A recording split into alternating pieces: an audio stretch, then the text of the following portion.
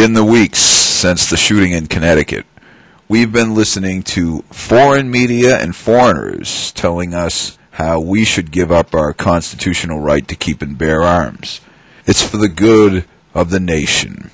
As if these foreign countries are actually concerned about what's good for America. The Communist Chinese came out with an editorial in the state-run media calling on Obama to declare war on the Second Amendment and disarm the American people as soon as possible. Now, China has quite a history. It was Chairman Mao who said political power grows out of the barrel of a gun. Mao's policies were responsible for the deaths of 40 to 70 million people, because in 1935 China established gun control. From 1948 to 1952 alone, 20 million political dissidents were unable to defend themselves, were rounded up and exterminated. And now the Chinese are concerned about America. Yes, they want to take away the guns from the people for their own good. Maybe they don't want to have a gun behind every blade of grass. It would make it a lot easier for them, for the good of the people. Yeah, right. And then you have the Kremlin-funded Russia Today, which also came out attacking gun rights. They believe this massacre in Connecticut should lead to draconian gun control laws in America. Russia also has an interesting history.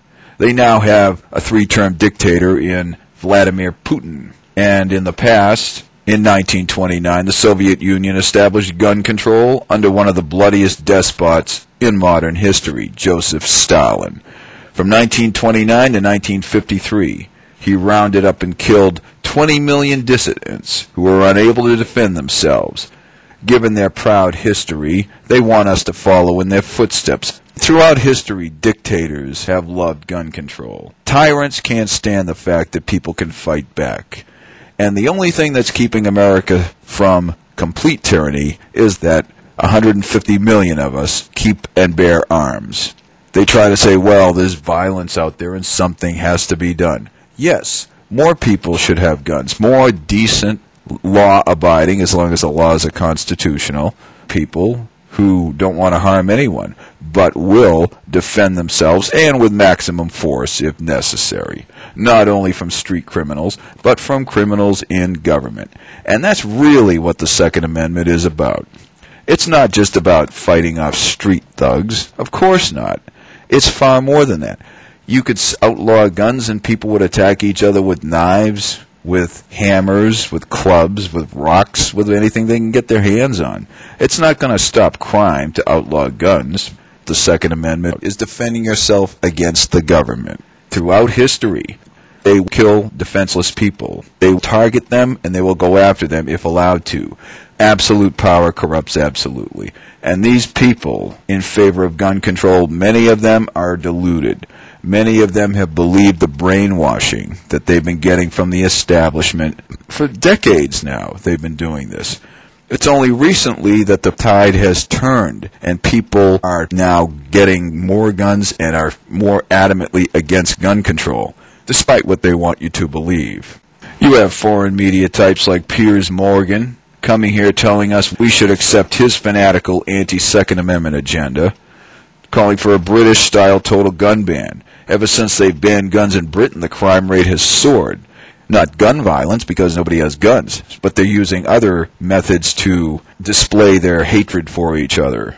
These people, like Piers Morgan, are owned by the globalists who want to take away the American people's ability to rise up against them. That's what this is really all about. And the reason these shootings are happening now, these mass shootings that they can capitalize on to take away our freedoms, is because they're moving into the final stage of their plan. They do want to rape and pillage America at will, and the only thing that can stop them is us. They own the politicians. The big corporations own Washington. Big corporations are owned by globalists who want to control this country, who want to own it. They want to put toll roads on every road that we built with our own money. They want to control the land through the UN Agenda 21. They have all these great plans to completely take away our ability to live well. They want to live like kings. They want us to be slaves, and slaves don't own guns. This is their agenda. This is what they're doing now. And they got their front man, Obama, who would love nothing more than to completely take away our guns. Now, he can't do that politically, because if he did, for one thing, it would be impossible to enforce. You got 150 million plus people who believe in the right to bear arms. The point is, we're entering the final phase, and he is the one who is going to push for more gun control. Now, he can only take it so far, because if he goes too far, there'll be such a backlash, it could trigger a revolution, and they don't want that. So they're going to take a first step. They're testing the water. They'll try for a national registry. They'll try for a more stringent background check and make you wait days to buy a gun legally. They have all kinds of little tricks up their sleeve, and they have for a long time. They're going to see how far they can go. Like I said before, the Constitution isn't the only thing that gives us these rights. Far more important than that is God gives us these rights to defend ourselves. It's common sense, and common sense comes from God.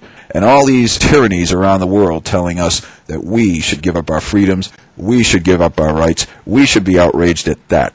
It's because our so-called leaders are controlled and owned and bought and paid for by those people who want to take away our ability to live well, our ability to speak out, our ability to fight back.